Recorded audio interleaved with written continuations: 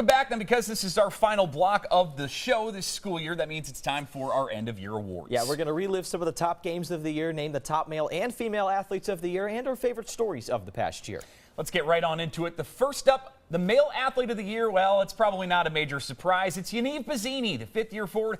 Obviously got a lot of help from his teammates as the Catamounts stunned the college soccer world with their run to a national championship. But Bazzini was a man possessed all year, especially in the postseason. Number 11, seventh in the country at the end of the year with 14 goals, 8 of them either in the conference or NCAA tournament. Bazzi providing the winners in 2 of Vermont's 8 postseason games, in addition to the insurance goal to down Pitt in the national quarterfinals. He also, of course, had that late equalizer in Vermont's semifinal victory over Denver on penalty kicks. The third-team All-American and first-team All-America East selection getting another well-deserved nod here.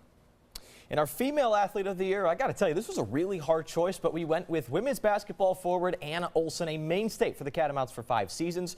Wrapping her career with another conference title, she finished the season with a career high in assists and her best field goal percentage of her career. The women's hoops team saw a lot of players step up in various points of the season, from Nicole Prieta and Sarah Erickson, pretty much up and down the roster. But as Elisa Kresge said earlier this year, Anna was, quote, their rock. Olson wrapped up her career top 10 in program history in total points, 5th in rebounds, 3rd in career field goal percentage, 2nd in block shots, and 1st in games played. From players of the year to games of the year, Jack, we're going to start that countdown, and I have a wild guess as to what number 1 What could it possibly be? We know what's going to be number 1, but we got to get through the first 4, starting at the top. Number 5 here, Hockey East opening round at Gutterson Fieldhouse. The UVM women facing Holy Cross, the visiting Crusaders, on the board less than a minute into the game, only for Vermont to equalize before the end of the frame, thanks to Maddie Skelton. She finished off Kyla Bent's pass.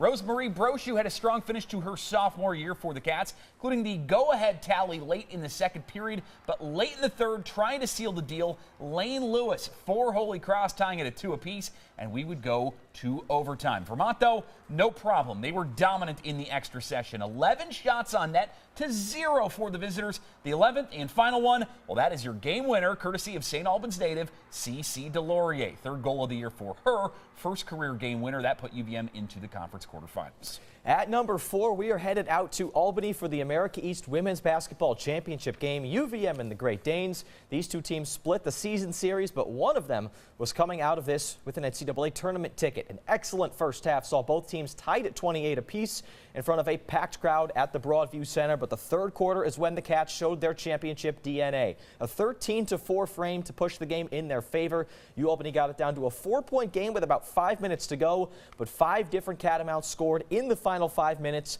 to seal it. Nicole Prieta, the tournament MVP, with 20 points and 9 rebounds in the game as Vermont earned its 2nd trip to the NCAA tournament in 3 seasons and a 2nd straight playoff road win in Albany.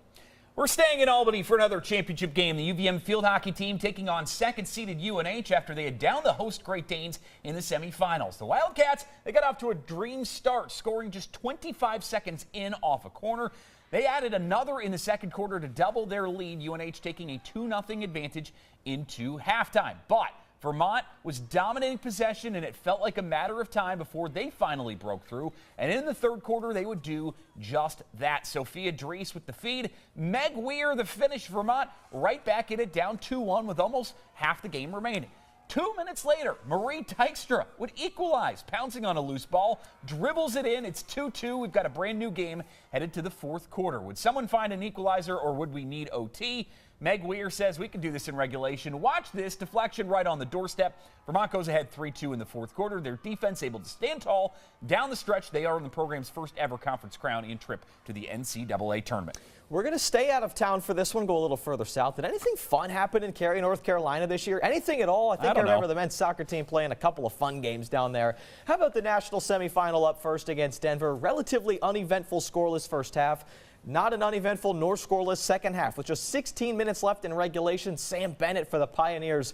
I still can't believe he made that. What a strike that was to give his team the lead. But if there's one thing Yaniv Bazzini likes, it's late tying or go-ahead goals. He's not picky. He'll do either. Here he gets the equalizer, gives Catamount Country one more to remember with under 7 minutes to go. Extra time needed. Ryan Zelfro almost ends it, but this shot just, and I mean just high, and we would head into PKs. That's where Nicholas Hersig makes a huge stop here, later setting up for a must-make for Denver, and it's off the crossbar, sending Vermont into the national championship. That's number 2.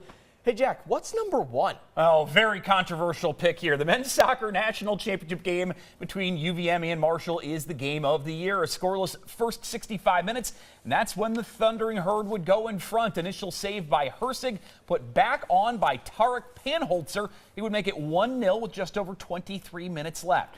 Marshall trying to catch lightning in a bottle and strike again, but this one corralled by Hersig, keeping Vermont in the match. Under 10 minutes to go now, and this is just a thing of beauty by the Cats. Marcel Papp and David Ishmael played a little bit of give and go. Papp equalizes to send the game into extra time yet again. Papp letting Catamount Country know it's not over yet. WakeMed Soccer Park comes alive. Next goal wins in the extra session. Long ball from Zach Barrett. Maxi Kissel separates himself from the defender, and the rest is history. The biggest goal the program has ever seen, Vermont claiming the 2024 Men's Soccer National Championship. All right, next up, we're going to take a trip down memory lane. Yeah, our favorite stories that we did this year, starting way back in August all the way through the end of the school year. For me, the one that I did that I liked the most was out on the ice talking to the 2 Vermonters on the women's hockey team, Brooke George from East Montpelier and Cece Delorier from St. Albans. Not only are they teammates now, but they were also teammates, as you can see, growing up, playing for the Vermont Dynamo. 2 of just 3 girls on an otherwise all-boys team. Cece then played at Deerfield Academy and Brooke for the Bishop Kearney Selects before they became teammates again here at UVM. Really cool to see them represent their home state proudly.